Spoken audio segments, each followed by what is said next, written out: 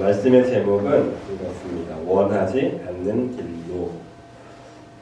우리가 살아가다 보면은 원하는 일을 할 때가 많은 것 같아요? 아니면 원하지 않는 일을 할 때가 많은 것 같아요?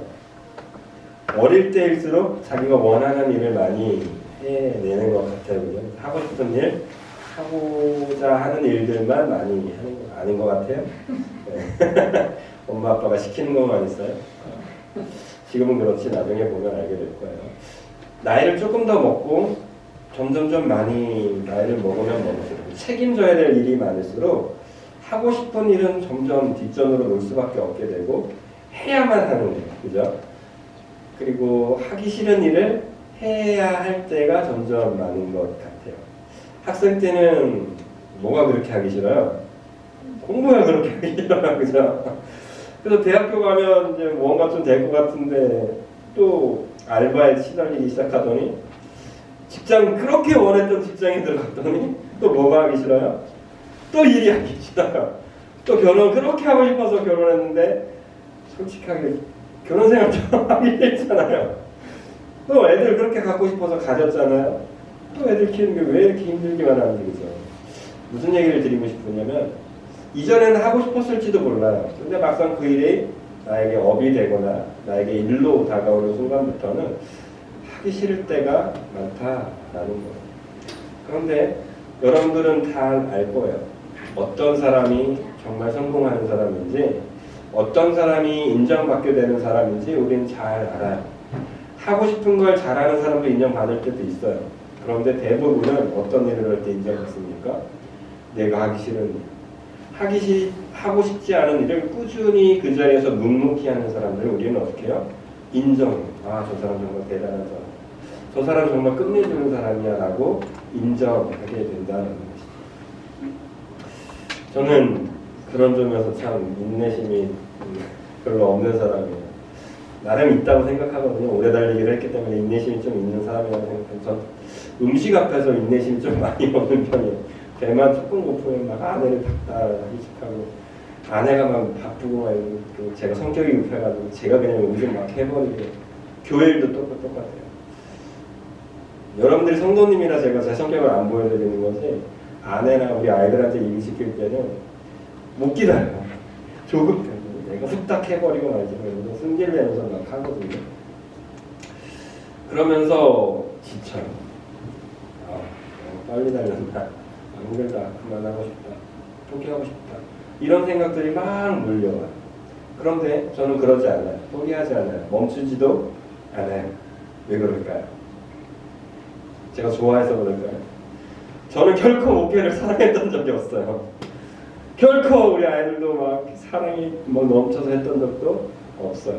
딱 한 가지 이유 때문에 지금도 할 거고요. 앞으로도 할 거고 그 하기 싫은 것 힘들어도 해낼 거라고 믿고 달려갈 딱 하나입니다. 그것은 나를 사랑하고 계시는 그 하나님의 마음을 이만큼은 알기 때문에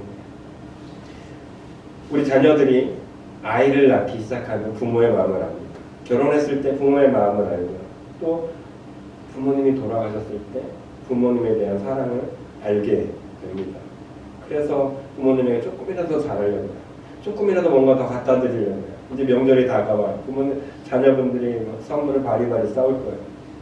물론 없는 형편에 해봤자 이런 마음을 할 때도 간혹 있어요. 그런데 확실한 것은 자녀가 부모에게 갈 때는 어떤 마음만 가지고 갈까요? 정말 감사한 마음을 가지고 우리 엄마 아빠가 좋아하지. 우리 엄마 아빠가 이거 드시면 좋아하겠지? 라는 마음으로 그 선물들을 사들고 갈 거라는 사랑하는 당신 비전교회 성도 여러분, 우리가 하나님께 그런 마음으로 이 예배를 드렸으면 좋겠습니다. 아까운 마음으로 예배를 드릴 수도 있어요. 맞아요. 그건 어쩔 수 없어요. 사람이니까. 이 예배당에 나오는 행동이 힘들 때가 있어요. 정말 너무나도 힘든데 너무 고생인데 내가 어떻게 또 해. 이런 마음으로 이 예배당을 향할 때가 있을 거예요. 또 와봤자 결국 되지 않는 성도 때문에 힘들 때도 있을 거예요. 또 서상선 목사 여러분들의 또 아픈 마음을 긁어버려서 또 어떤 말을 할까 이런 생각 때문에 올 때도 있을 거예요. 그런데 저는 믿어요. 여러분들이 이 자리에 향하는 그 순간 여러분들도 저와 동일하다고 믿습니다. 하나, 그래도 난 하나님을 사랑하기 때문에 어떻게 한 거예요?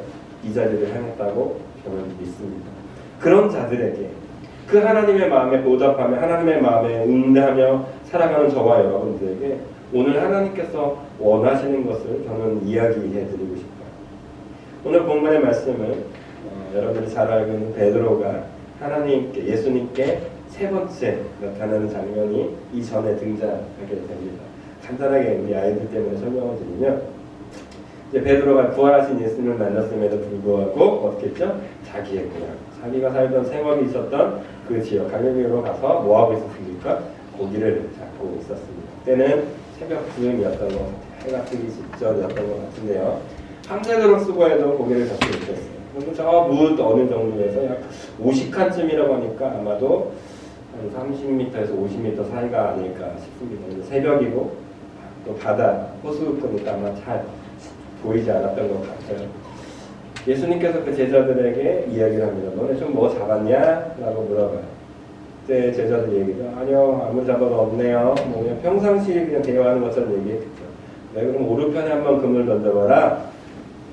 근데 이상해요. 제자들이 그 말을 듣고 어떻게 해요? 해요. 계속 던져서 수고해봤는데도 안 되는데 생전 처음 보는 누군지도 모르는 사람의 말을 들어요. 그랬더니 어떻게 되죠? 정말 고기가 많이 잡혔던.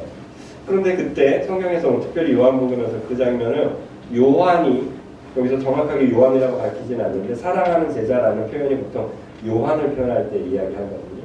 요한이 그 예수님의 실루엣을 보고 주님이시다라는 표현을 해요. 그랬더니 베드로가 어떻게 하는지 아세요? 진짜야? 그러자마자 겉옷을 이러니까 겉옷을 좀 내려놨겠죠. 근데 예수님인 것을 알고 어떻게 해요? 겉옷을 입고 배 타고 왔을까요? 그러지 않아요. 물에 빠져요. 이거 되게 이해되지 않는 행동을 하는 거예요. 겉옷을 입고 물에 빠져. 이거는 좀 비상식적이에요. 어쨌든 그런 일이 있을 것 같아요. 예수님께 나와서 오늘 본문이 펼쳐지게 되는 거예요. 이 장면을 보면서 우리가 첫 번째 좀 깨달았으면 하는 건 뭐냐면 예수님께서는 저와 여러분들이 찾아다니시는 분임을 깨달았으면 좋겠어요. 베드로가 어떤 사람입니까? 어떤 환경이었고 어떤 여건 속에 있었습니까? 실패자였습니다. 예수님을 배반한 배반자였습니다. 그리고 예수님께서 가라라고 하셨던 그곳에 가지도 않는 불순종의 사람이었습니다. 그런 베드로를 예수님께서는 어떻게 했어요? 찾아가셨어요.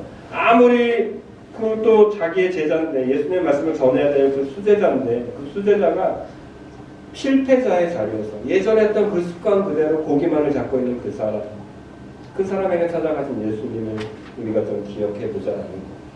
이걸 저와 여러분들의 삶에 그대로 접목해서 이야기를 한다면 저와 여러분들이 매번 하나님의 말씀에 대해서 오늘도 내일도 실패할 때가 있을 거예요. 들었는데 안 되는 거 어쩌라고. 예배당에 나와서 예배를 드려도 답답한 걸 어쩌라고. 내가 아무리 사랑해도 이 사람 변하지 않는데 어쩌라고. 그래서 포기했는데 그래서 더 이상 사랑하지 않을 거라고 다짐했는데 그런데도 예수님은 또 어떻게 하는지 아세요? 또 찾아가시는 분이라는 걸 우리가 알았으면 좋겠다. 여러분들의 부모, 여러분들의 자녀와 문제가 생겼을 때 누가 나가나요? 여러분들의 아들들이 무릎 꿇고 회개할 때까지 기다리십니까? 여러분들의 자녀들이 크고 있었을 때 자녀와 문제가 생겼을 때 꾸지람을 한참 줬어요. 그럼 이 자녀가 무릎 꿇고 눈물을 흘리며 회개할 때도 간혹 있죠. 근데 대부분은 어떻게 해요, 여러분? 밥 먹어! 하면서 불러 앉히잖아요. 미워 죽겠어도 어떻게 해요? 밥상머리에 앉혀놓고 밥을 먹이잖아. 부모가 자녀에게 그러는 것처럼 사랑하는 예수님께서 지금 제자를 어떻게 한 거예요? 찾아오신 거예요. 그 새벽 미명에 그래서 조반을 차려놓고 베드로를 불러 놓은 거예요. 와서 좀 먹으라고. 이 예수님을 좀 만나셨으면 좋겠습니다. 오늘 이 예배 시간에 여러분들의 잘못을 흠잡고 너 왜 이랬니? 라고 하는 게 아니라 아유 그래 잘했어. 힘들었지. 이것 좀 먹고 힘내. 라고 하시는 그 예수님의 마음을 오늘 이 시간 꼭 느끼고 돌아가시는 우리 모두가 되시기를 예수님의 이름으로 축복드립니다. 그러려면 어떻게 해야 됩니까? 그 예수님의 마음을 느끼려면 어떻게 돼요? 적어도 우리는 베드로와 같은 모습이 있어요. 베드로가 어떻게 했다고 했어요? 겉옷을 챙겨서 입었어요. 겉옷 챙겨 입는 게 뭐가 대단한 거냐라고 생각할지 모르겠지만 이게 정말 대단한 거예요. 물에 빠지면 어떻게 되죠? 겉옷 입으면 수영하기 불편해요. 이거 베드로가 몰랐을까요? 뻔히 알았어요. 근데 누구니까요? 예수님이니까 뭐 한 거예요? 내가 입을 수 있는 예의를 차린 거예요. 내가 할 수 있는 예의를 예수님한테 보여드린 거예요. 그리고 조금만 더 기다리는 것도 기다리지 못하고 어떻게 한 거야? 물에 빠지는 거예요. 이 두 가지를 기억하십시오. 하나님께 나아갈 때는 여러분들이 할 수 있는 최대한의 예의를 드리십시오. 여러분들 대통령 앞에 나아갈 때, 대통령을 보러 갈 때 여러분 어떻게 하세요? 옷 새로 사 입죠? 예약하죠? 그런데 왜 예수님께 나오는 이 예배 시간에는 여러분들이 최선을 다한 예의가 없으십니까? 하나님께 나아갈 때 할 수 있는 한 최선의 예의를 드리십시오. 그러나 예수님께 정말 나아갈 때는 할 수 있는 한 최대한으로 나아가십시오. 제일 빨리 나아가십시오. 베드로와 제자들이 있었어요. 베드로가 예수님께 더 칭찬받을 수 있었던 게 나중에 얘기할 거예요. 베드로가 왜 예수님께 내가 당신을 더 사랑하는지 이 명고백이 나타날 수 있었던 이유, 저는 확신합니다. 이 마음일 거라고 확신해요. 가장 먼저 가려고 했던 예수님이 저기 계시다라는 생각에 나의 상황과 나의 이런 잘못된 모습들, 예수님을 배반했던 모습들은 다 뒤로하고 누구만 생각한 거예요? 지금 저기 계신 예수님을 어떻게 하겠다라는 거예요? 봐야겠다라는 거예요. 내가 예수님인지 확인해야겠다라는 거예요. 그 간절한 마음을 가지고 예수님께 나아갔다라는 것이죠. 주님, 여러분 오늘 이 예배당에 나올 때 여러분 최대한의 예를 지켰습니까? 이제는 뭘 가지고 가셔야 돼요? 예수님을 내가 꼭 보겠다라는 거예요. 내가 가장 먼저 보고 말겠다라는 이런 간절함을 가지고 하나님께 나아가시는 이 예배 시간이 된다면 찾아오시는 예수님의 그 놀라운 은혜를 저와 여러분들이 모두 누리게 될 줄로 믿습니다. 그런 일이 있고 나서 베드로가 드디어 예수님을 만났어요. 염치 없었을 것 같아요. 그죠? 근데 더 염치 없게 만드는 사건이 있죠. 아까 얘기했던 것처럼 교반이라는 걸 했어. 이번에 거기 수련회 가서도 오늘 본문 가지고 설교를 했어요. 근데 그때 그런 이야기를 했어요. 그럼 예수님께서 아침을 준비했어요. 지금처럼 요리할 수 있는 시설이 잘 갖춰지지도 않은 야외 캠핑이죠. 그렇다고 지금처럼 그때가 캠핑 도구가 잘 돼 있었을까요? 잘 돼 있지 않았을 거예요. 모닥불을 피워야 될 거예요. 나무들을 불러 모아야 될 거예요. 불을 잘 붙었을까? 글쎄요. 쉽진 않았을 것 같은데요. 또 물고기 여러분 구워보신 적 있으세요? 프라이팬에 구워도 잘 안 구워지는 그거. 모닥불에 구우려면, 맛있게 구우려면 얼마나 노력을 하셨겠어요. 그러면서 얼굴에 이런 좀 먼지 같은 것도 묻었을 것 같아요. 물고기만 있었을까? 이스라엘 사람들이 주로 먹는 빵 같은 그런 것도 준비하셨을 것 같아요. 예수님이 얼마나 많은 수고를 했을까요? 얼마나 힘들었을까요? 그런데 그것을 누굴 위해 준비하는 거예요? 내가 만날 내 제자, 특별히 베드로를 위해서 이것을 준비하고 있었다는 것이죠. 예수님께서 여러분들에게 찾아오실 때 이걸 기억하셔야 돼요. 당진 비전교회에 드려지는 이 예배, 그리고 여러분들의 가정에서 드려지는 그 예배, 여러분들이 하나님을 만나고 싶어서 기도하는 그 자리에서 예수님은 얼마나 많은 준비를 하고 계시는지 아세요? 여러분 배고플까봐 물고기를 구우시는 분이에요. 여러분들이 허기질까봐 빵을 구워 놓으시는 분이에요. 그리고 그걸 먼저 먹이시는 분이에요. 너 잘했다 못했다 이런 책망하기 전에 네가 할 일이 앞으로 이거야 이런 명령을 하시기 전에 먼저 저와 여러분들의 아픔을 아신다니까요. 배고픔을 아신다니까요. 연약함을 채우기 위해서 그 조반을 준비하시는 예수님. 이 예수님의 사랑을 우리가 깨달았으면 좋겠어요. 그리고 특별히 그 예수님의 그 사랑을 오늘 아주 좀 느낄 수 있었으면 좋겠다라는 그 기대를 가지고 조금 더 오늘 말씀을 들어보도록 하겠습니다. 자, 베드로가 고백해요. 예수님 먼저 묻죠. 사랑하는 베드로야, 너 나 사랑한다며 진짜 사랑하는 거 맞니? 라고 예수님께서 물어요. 그랬더니 베드로의 고백은 이렇습니다. 내가 선생님을 사랑하는지 누가 안다고요? 주님께서 아십니다. 라고 하는 그 명 고백을 베드로가 하게 됩니다. 사랑하는 연인 사이에서 그쵸? 종종 이런 이야기를 당신 나 사랑해? 이영준 선생님 언제 사랑하는 고백 들어보셨어요? 최현정 선생님께서 사랑한다는 말 언제 안 들어보셨어요? 종종 사랑하는 연인들 사이에서는 물어봐요. 당신 나 정말 사랑해? 그럼 남자들은 거의 비슷해요. 아이 뭘 그런 거 자꾸 물어. 아이 뭐한테 왜 자꾸 물어. 뭔 얘기예요? 사랑하지 않는다라는 게 아니에요. 그죠? 당신 사랑하는데 뭔가 씁쓸없다는 얘기예요. 그런데 예수님 되게 집요한 거 같아요. 정말로 나 사랑하니? 이걸 3번이나 베드로에게 집요하게 해요. 그때마다 베드로가 이야기합니다. 내가 주님을 사랑하는지 주님께서 아십니다. 무슨 얘기냐면 당신을 정말 사랑합니다. 사랑합니다. 이것을 반복했다. 이걸 보면서 여러분들이 깨달으셔야 되는 게 있어요. 이 예배 시간에 저와 여러분들이 해야 될 것은 예수님께 좀 표현해야 돼요. 그래서 예배 시간에 예물을 드리는 거예요. 내가 예수님을 얼마나 사랑하는지 그걸 예물로 표현하는 거예요. 예물이 없다고 여러분 마음속에 그냥 드릴 게 없는데 아니요. 찬양을 드리십시오. 기도를 드리십시오. 예수님께 사랑하는 내 마음을 좀 표해 보십시오. 예수님께서는 지금 그 이야기를 듣고 싶은 거예요. 내 사랑하는 아들에게 사랑하는 아들이 나를 사랑한다고 고백하는 그걸 좀 듣고 싶어 하시는 거예요. 어렵지 않잖아요. 그게 뭐 어렵다고. 저도 잘 아내한테 사랑한다는 표현을 잘 안 해요. 가끔 일부러 계획적으로 해요. 뭔가 얻어내는데 뭔가 잘못했을 때. 근데 거의 99% 넘어와요.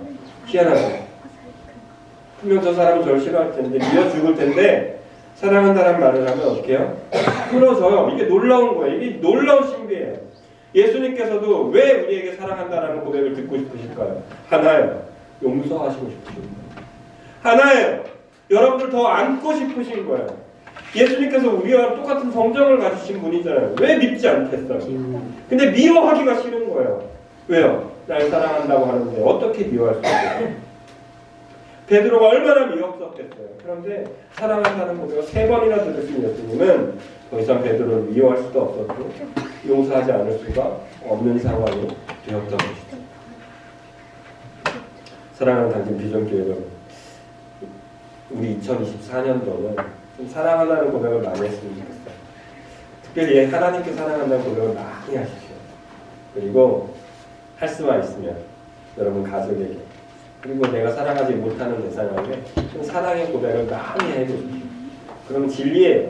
그 사람이 여러분 용서할 수밖에 없고 그 사람 앞에 나올 수밖에 없어요. 예수님께서 우리에게 사랑한다는 고백을 듣고 싶어 하셨던 것처럼 우리도 그 사람이 변하길 바라면서 사랑의 고백을 하고 듣게 되는 은혜를 누렸으면 좋겠습니다. 마지막으로 저와 여러분들 가운데 예수님께서 3번이나 사랑한다라고 고백을 듣고 싶어 하신 이유가 결론적으로 나와요. 18절 말씀 읽어보도록 하겠습니다. 요한복음 21장 18절 같이 읽어볼까요? 내가 진실로 네게 이르노니 네가 젊어서는 스스로 뛰고 원하는 곳으로 다녔거니와 늙어서는 네 팔을 벌리리니 남이 내게 띠띠우고 원하지 아니한 곳으로. 베드로의 삶을 전반전과 후반전으로 굳이 나눈다면 전반전에는 자기가 원하는 길이었습니다. 예수님을 따라가는 길조차 자기의 뜻과 맞았기 때문이요. 이스라엘을 해방할 수 있는 유일한 길이 예수님께 있다고 생각하고 예수님을 잘 따라다니면 이스라엘이 해방될 수 있다는 믿음 때문에 따라갔습니다. 이건 자기가 원하는 길이었어요. 그런데 그 원하는 길이 어떻게 됐죠? 철저하게 뭉개져 버립니다. 실패합니다. 그러자 베드로는 이건 내 길이 아닌 겁니다. 포기하고 원래의 길로 가려고 하고 있었습니다. 그런데 그 이후에 예수님이 너나 사랑하니? 정말 사랑하니? 사랑하니? 라고 3번이나 묻고 나서 예수님께서 결론적으로 그렇게 얘기해요. 네가 전에는 네 마음대로 네 뜻대로 살아가는 인생이 되었지만 이제는 너는 어떤 인생이 될 거라고 해요?